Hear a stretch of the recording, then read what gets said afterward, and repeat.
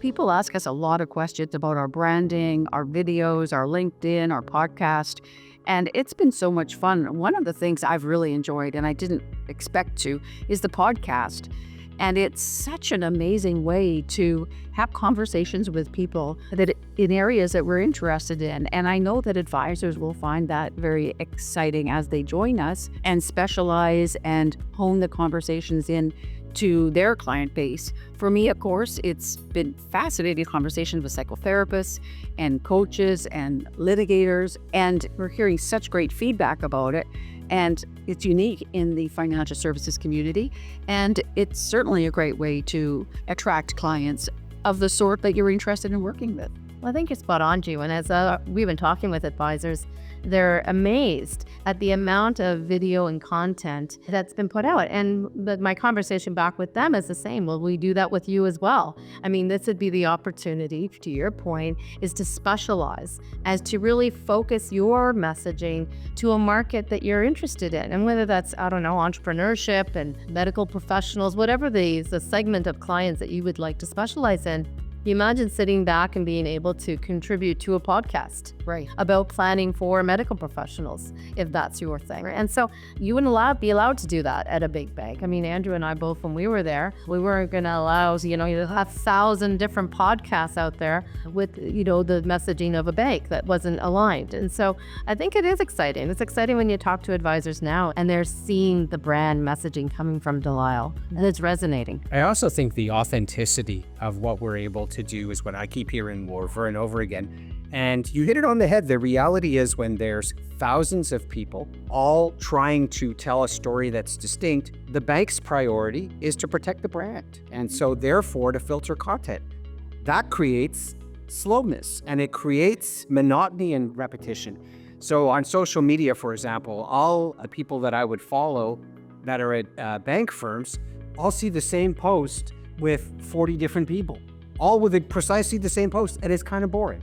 It's kind of a sanitized, very generic piece. It doesn't have that person's unique voice in it. For us, it's entirely about our voices. It's about telling our story in a way that you want to tell the story. How do you really differentiate? What do you really want to do for clients? How do you feel about things? Express yourself. We embrace it because there's not thousands of people, and we're not worried about the occasional rogue voice that doesn't fit with our brand messaging. We're like-minded in terms of what we're trying to do for clients. And so I think what's very appealing for advisors is the ability for the very first time to tailor their brand strategy and not worry about vetting a brand strategy that will never get done. I've heard many times, Sandra, as you pointed out with the podcast, imagine trying to do a podcast.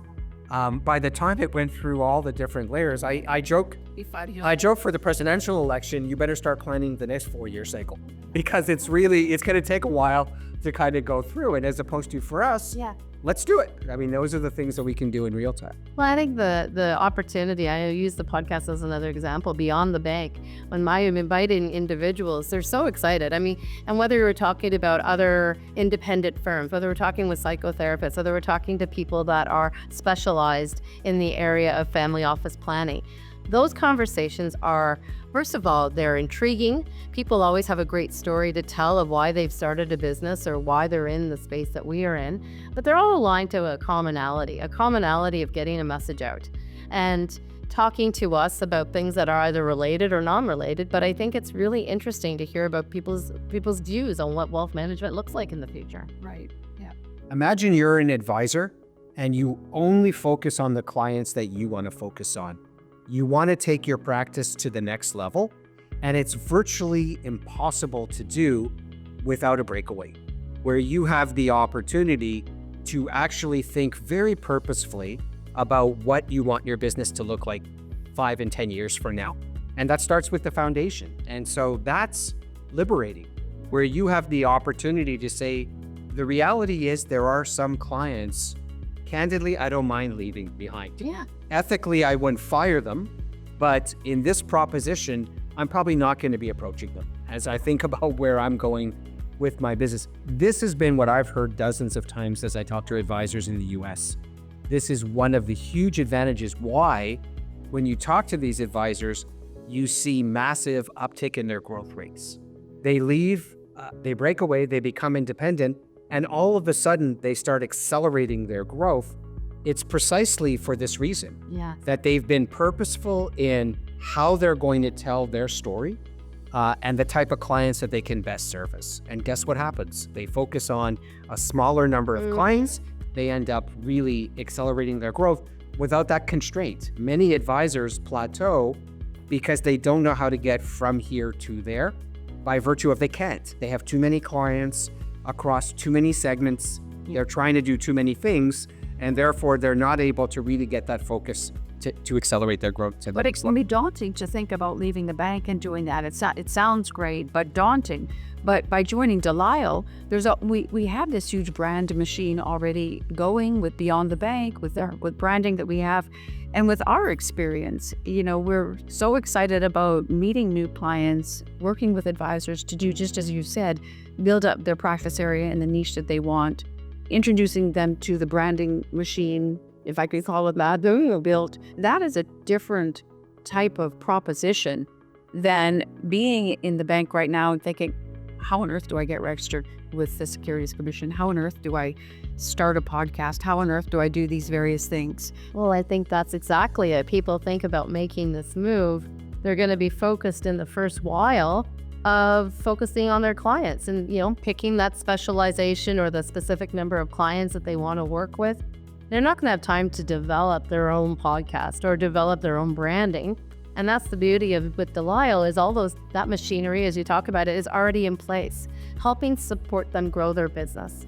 And when I also think about advisors who have built a business, let's say over the last 20 years, you build it with different clients. You build it honestly when you're starting off with every type of client. You don't specialize. You're starting from zero. You take a referral from your person at your corner store. You'll take your referral from anywhere. But I think as time goes on and you develop your skills and you know the types of clients that you work best with, I believe that's the type of client then you get a chance now to really focus your energy on.